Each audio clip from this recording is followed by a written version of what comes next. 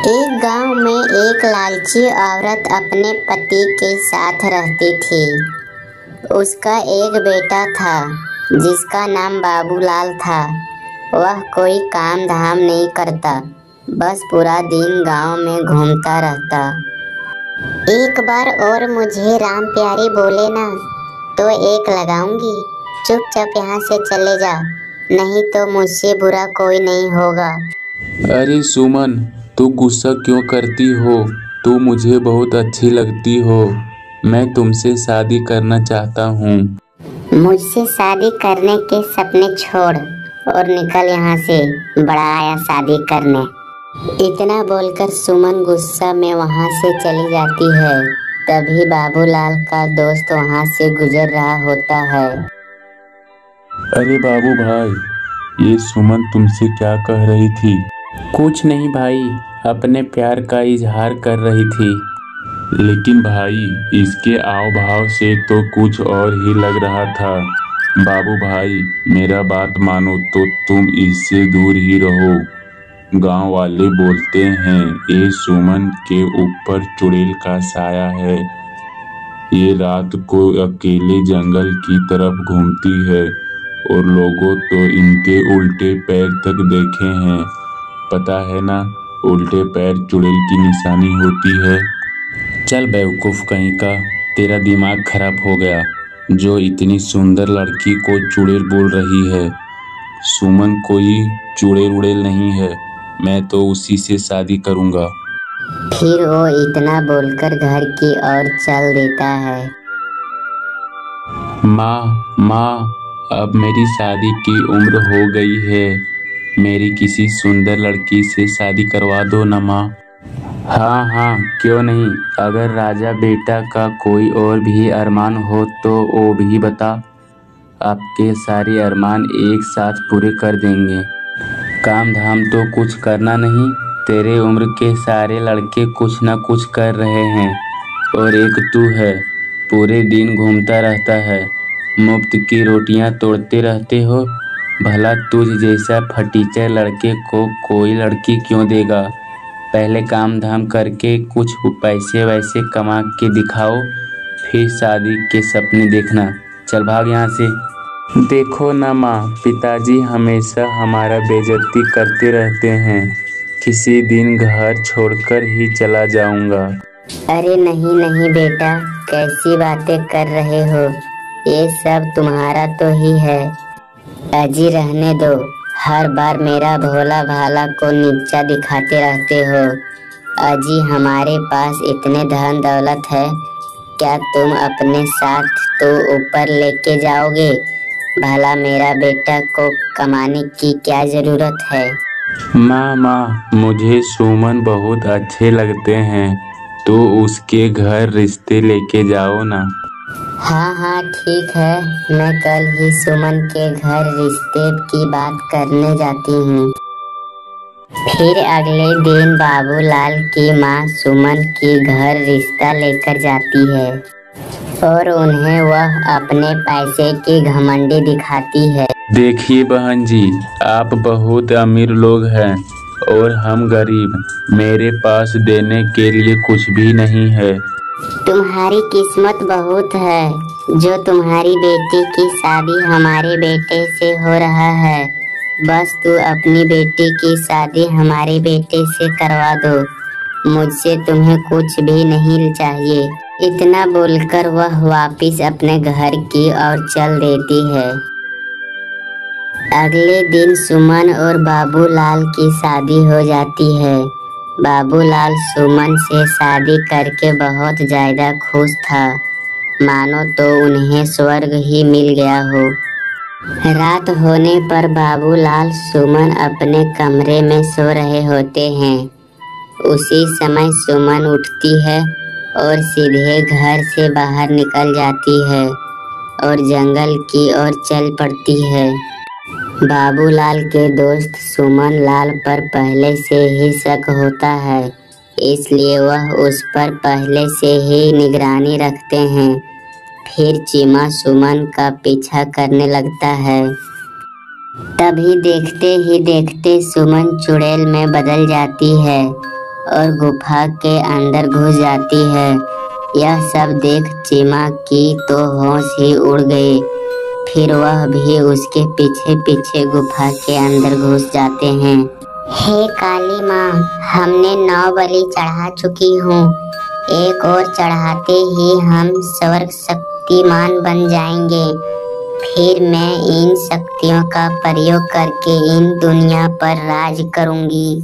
मुझे अभी के अभी ये बात बाबूलाल को बताना होगी। फिर वो सीधा भागते हुए बाबूलाल का घर जाता है।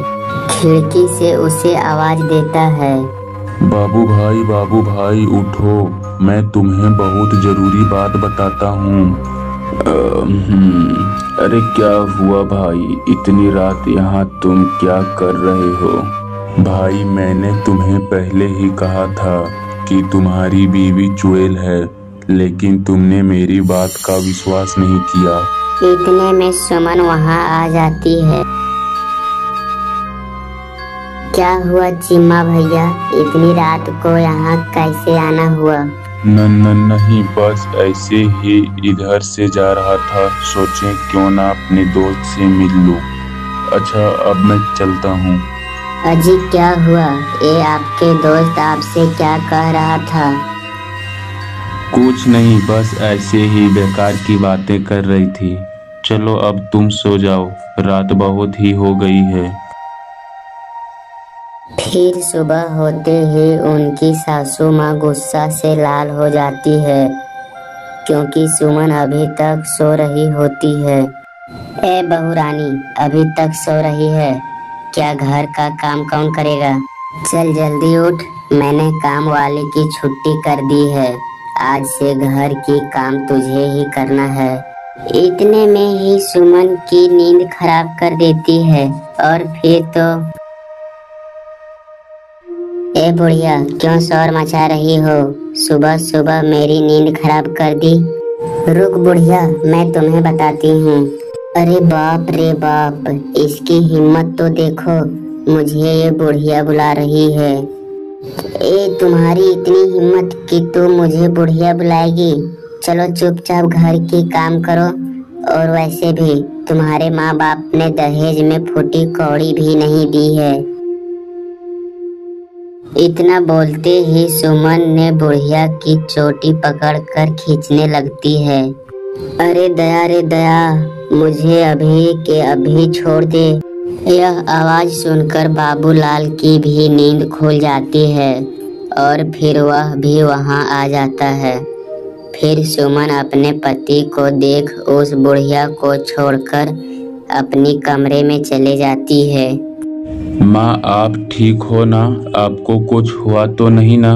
मैं ठीक हूँ बेटा, मैंने तो इसको थोड़ा घर का काम करने को कहा तो मेरी इसने धुलाई ही कर दी। फिर बाबू परेशान होकर घर से बाहर हो जाता है। वहाँ उसे उसका दोस्त चिम्मा मिलता है। क्या हुआ बाबू भाई, इतने परेशान क्यों हो? क्या तुम्हें पता चल गया कि तुम्हारी बीवी चुड़ैल है? मजाक मत कर यार चीमा, मैं तो पहले से ही परेशान हूँ। बाबूलाल ने सारी बातें चीमा को बताया। भाई मैंने तो पहले ही कहा था कि सुमन कोई साधारण लड़की नहीं है, उसके ऊपर जरूर चुड़ैल का साया है। एक बहुत आसान रास्ता है, अगर तुम उस चुड़ैल के सामने एक आईना रख दोगे तो उसकी असलियत उन्हें आईने में दिख जाएगी। फिर वे दोनों अपने अपने घर की ओर चल देते हैं। रात होते ही बाबू सुमन के लिए एक फूलों का गजरा लेकर घर पहुंच जाता है। अरे भगवान, तुम कहाँ हो? देखो आज मैं तुम्हारे लिए क्या लाया हूँ। यह देख सुमन बहुत खुश हो जाती है और वह उसे पहनकर सीधे शीशे के सामने पहुंच जाता है और बाबू भी उसके पीछे पीछे आ जाता है। जैसे ही सुमन अपने चेहरे शीशे पर निहारती है, उन्हें सारी सच्चाई शीशे पर दिखने लगती है। फिर क्या, यह सब देख बाबू हैरान हो जाता है। हे भगवान, ये मैं किस मुसीबत में फंस गया। ये तो सच में चुड़ैल निकली। अरे भागो, अपनी जान बचाकर भागो। चीमा भाई मुझे बचाओ, मेरी बीवी तो सच में चुड़ैल निकली। फिर वो भागता भागता चीमा के घर पहुंचा। बाबू ने डरते चीमा को सारी बातें बताई। सुमन, चुड़ैल यहीं आ रही है, जल्दी से दरवाजा बंद कर लो। तभी जोर जोर से दरवाजे खटखटाने की आवाज आने लगती है। वे सब लोग डर जाते हैं। चीमा भाई, गलती से भी दरवाजा मत खोलना, नहीं तो हम लोगों को किसी को भी जिंदा नहीं छोड़ेगी। अरे मर गए रे, भाभी तो चुड़ैल बनकर हमारे दरवाजे पर खड़े हैं। अब क्या करें? हमारे पास एक उपाय है। तू अभी रुको, मैं तुरंत आता हूँ। तभी चीमा भाग कर गाँव में बनी मंदिर के पास पहुँच जाता है और मूर्ति उठाकर वह दोनों दोस्त चुड़ैल के पास पहुँचता है। बोलो महाबली हनुमान की जय। सियापति चंद्र भगवान की जय। अरे कोई बचाओ, कोई तो बचाओ। इतने कहकर वह जलकर भस्म हो गया। और एक बार फिर बुराई हमेशा की तरह अच्छाई की जीत होती है।